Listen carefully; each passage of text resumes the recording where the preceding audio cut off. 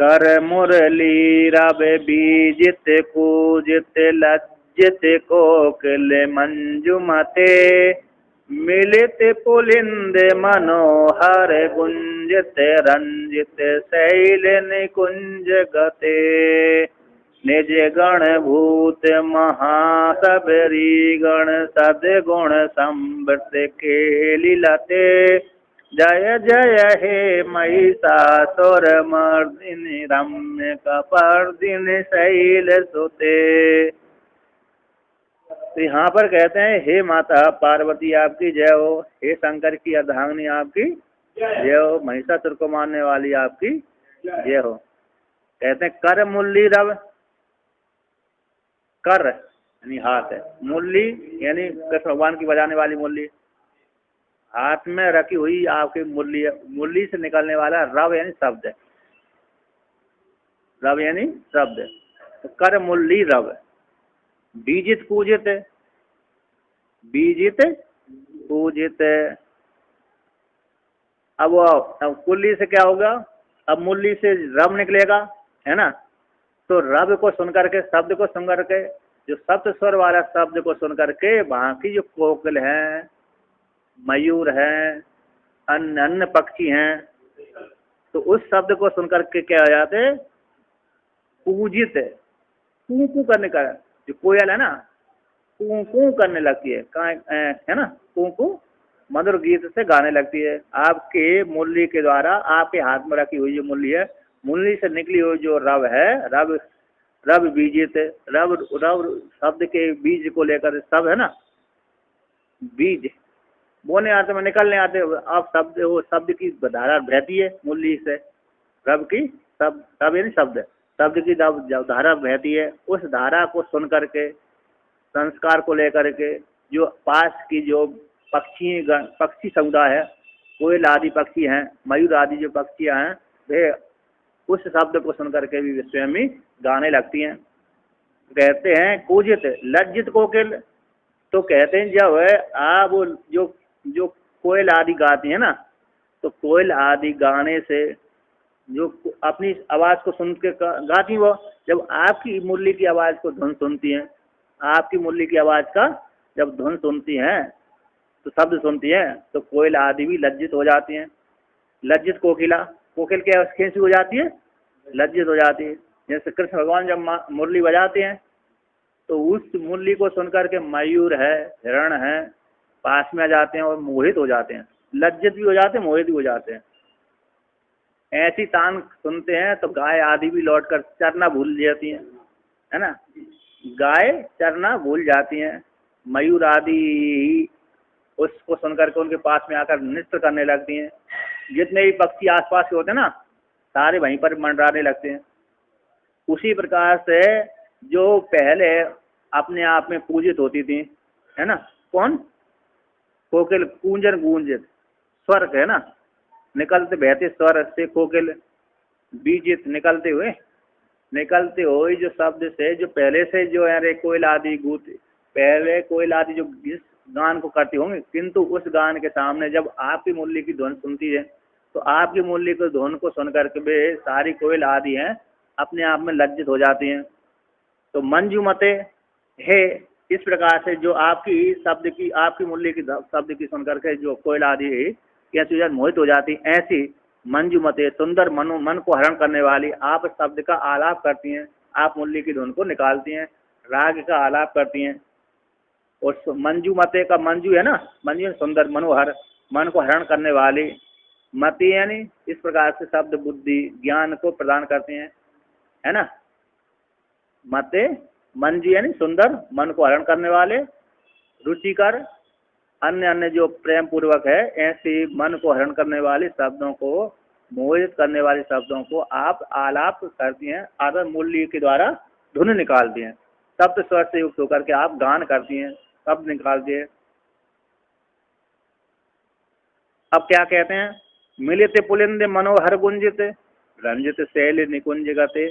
जब आप पर्वत शिखर पर घूमती हैं, है ना, मिलित लगे हुए, पुलिंद, पुलिंद कहा नदी का किनारा, नदी के किनारे, झरने के किनारे, पुलिंद वही बोलते हैं, पुलिंद नदी के किनारे जहाँ पर सरोवर आदि होते हैं, झरने आदि होते हैं, तो ऐसे पुलिंद मनोहर गुंजित, जब पुलिंद के किनारे किनारे हंस कलरव करते रहते हैं, मनोहर गुंजित, गुंजित गूंजते रहते हैं। कौन? मन को हरण करने वाले जो जो अरे हंस है, पपीया है, अन्य है, कोयल आदि है, क्या करते हैं? कलरव कलरव करते रहते हैं, गूंजित है ना, गुंजित गूंजते रहते हैं, अर्थात शब्दों का आलाप करते रहते हैं। रंजित शैल, आप जब आप पर्वत के शिखर के ऊपर चलती है तो वहाँ पर आप भी वहाँ पर क्या करती है? अरे नदी किनारे घूमती है, तो आपकी जब वहाँ शब्द का आलाप करती हैं तो आपके शब्द को सुन करके वहाँ के पक्षी आदि भी गुनगुन कर ले रहते हैं। अब जब पर्वत के ऊपर आप घूमती हैं, रंजित शैल, शैल के ऊपर जब घूमती हैं तो वहाँ पर आप राग का आलाप करती हैं। निकुंज गते, जब घन जंगल में चली जाती हैं, निकुंज में चली जाती हैं, अथवा सुंदर बगीचा में चली जाती हैं, तो सुंदर बगीचा में जाकर के आप माधुर्य से युक्त होकर के, सप्त स्वर से युक्त होकर के राग का आलाप गाती हैं। और आपकी तान में तान अन्य पक्षी लगा देते हैं। आपके तान में तान कौन कर देती हैं? अन्य पक्षी आदि भी करते हैं। धुन में धुन मिलाते कि नहीं मिलाते? स्वर में स्वर मिला देते हैं। ऐसे कोई अरे कोयल की ऐसी आवाज़ निकल रहा है व्यक्ति, तो उसी समय कोयल देखता है मेरी जैसी आवाज़ कोई निकाल रहा है, तो लगता पास में दूसरी कोयल है, तो वो भी निकालती रहती है। निकालते कि निकालते। उसी प्रकार से आप कैसे हैं? आप शैल शिखर पर, निकुंज में आदि में मनोहर गुंजित, मनोहर मन को हरण करने वाले ऐसे गीतों को गाती रहती हैं। मनोहर गुंजिता, मन को हरण करने वाले गीतों को गाती रहती हैं। पुलिंद में नदी के किनारे, झरनों के किनारे आप गाती रहती हैं, मन को हरण करने वाले गीतों गाती रहती है। शैल पर्वत शिखर के ऊपर आप, शिखर की तो पुत्री, शैल की तो पुत्री हैं, तो शैल की पुत्री होने के कारण आपको शैल में पर्वत के ऊपर घूमने का शौक भी है। तो पर्वत के ऊपर जब शौक घूमती हैं मेरे स्त्रियाँ आदि, लड़कियाँ आदि, बालिका स्त्रियाँ आदि, तो क्या करती हैं? गाती रहती हैं, गाना है ना, गीत गाती रहती हैं। नहीं गाती? व्यक्ति शांत नहीं रहता, गुनगुनाए। जब अकेला व्यक्ति को नहीं, दो भी व्यक्ति होगा तब भी गुनगुनाता रहता है। तो आप स्त्रियाँ तो और क्या है, उनका स्वभाव होता है गाने का।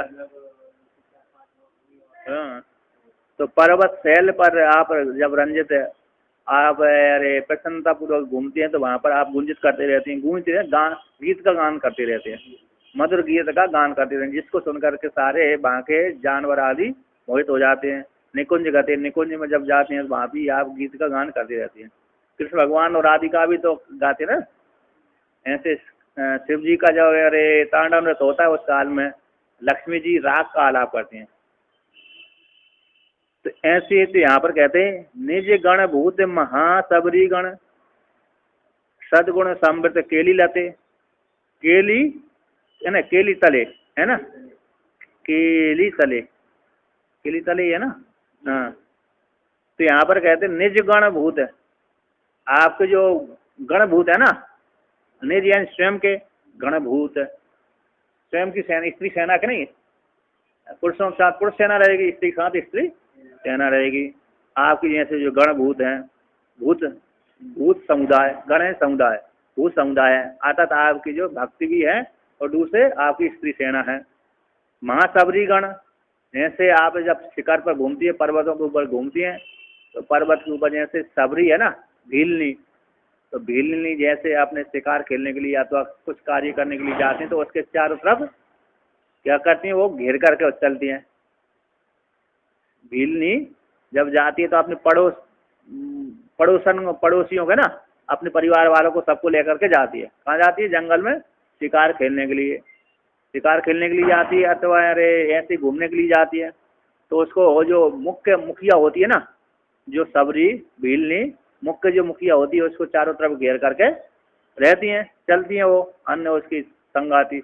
उसी प्रकार से आप भी महासबरी के समान, महासबरी के समान आप जब पर्वतों को घूमती है तो आपके तरफ चारों तरफ आपके गण है, शक्ति सेना रूप गण है, वो आपको घूम घेर करके रखते हैं।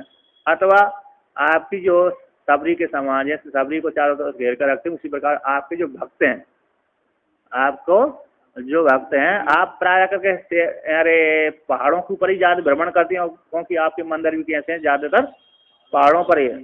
तो आपके भक्त भी चारों तरफ से जय हो की ध्वनि लगाते रहते, आपको घेर करके आपकी स्तुति करते रहते हैं। निजगण तभी होंगे जब आपकी उपासना करेंगे, है ना।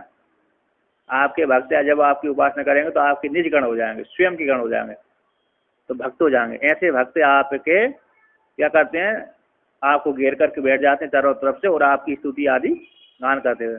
सदगुण समृद्ध खेल जाते, आप सारे गुण सदगुण सब सारे गुणों को धारण करने वाले और शुभ गुणों को धारण करने वाले, शुभ गुणों को धारण करके केली लाते, केली तले तो केली क्रीड़ा करती है, श्रेष्ठ गुणों से युक्त होकर के आप पर्वत के ऊपर क्रीड़ा करती रहती है, विहार करती रहती हैं, आमोद प्रमोद करती रहती। क्रीड़ा का अर्थ होता है पर्वत के ऊपर आमोद प्रमोद करती रहती हैं, है ना। केली यानी क्रीड़ा, तो तले किसके तले पे, मतलब पर्वत तले पर, पर्वतों के ऊपर आप भ्रमण करती हैं, क्रीड़ा करती हैं, अरे आमोद प्रमोद करती हैं अपनी सखियों के साथ, अपने मित्रों के साथ, है ना। सखी यानी मित्र, और पति साथ में है तो पति के साथ। माता पार्वती जब घूमती है तो कभी कभी सखियों के साथ घूमती है, कभी कभी भोलेनाथ के साथ घूमती है, तो दोनों के साथ आमोद प्रमोद करती रहती। ऐसी जो हिमालय राज की पुत्री है, ऐसी जो महिषासुर को मारने वाली शिव जी की अर्धांगिनी है, ऐसी देवी आपकी जय हो।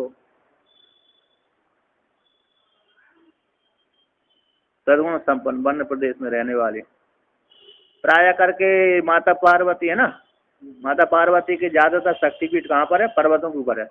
एक तो पर्वत की पुत्री भी है और पर्वतों के ऊपर ही उनके शक्तिपीठों के जंग गिरे हुए हैं, शक्तिपीठ है ना। समतल में बहुत ही कम है। यदि इधर उत्तर भारत में ज़्यादा पहाड़ होते तो उसमें भी बस जाते, पहाड़ों पे ही बसते। इधर के पहाड़ हटा दिए, पृथ्वी राजा ने हटा दिए थे, इसलिए मजबूरी में समतल में बैठना पड़ गए। पृथ्वी महाराज यदि यहाँ से शक्ति वो पहाड़ नहीं हटाते, यहाँ पर भी शक्तिपीठ बनते ना, और कहाँ बनते, पर्वतों के ऊपर ही रहते। तो इस प्रकार से हे देवी आपकी जय हो।